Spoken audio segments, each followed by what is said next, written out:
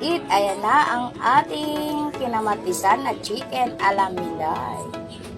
Siyempre, simple lang yan, pero yummy.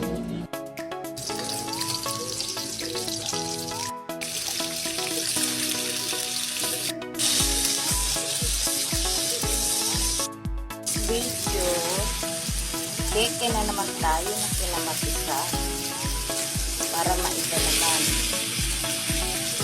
Sawa na yung preso, adobo.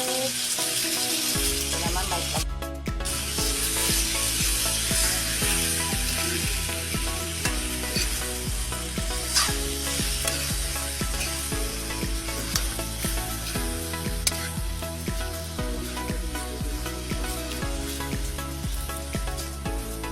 habang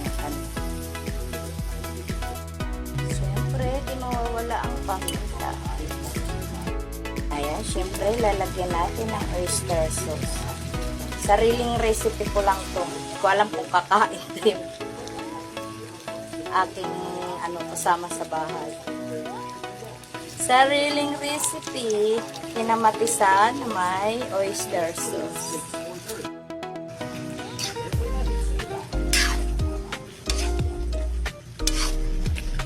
Yan. Lagyan ko yung konting tubig. Pakuluan.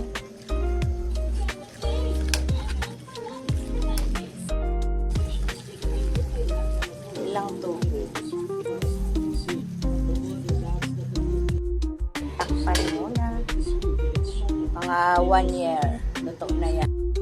Ayan na. Okay. Chicken na matisan. Lagyan natin ang asin na tubig dagat. Ating available ceiling grill. Wala tayong ceiling grill. Mabulok siya. Sayang naman. Diba? Ang ating kinamatisang chicken alamilay. Konting kulo na lang yan. Ihanda na ang bahaw.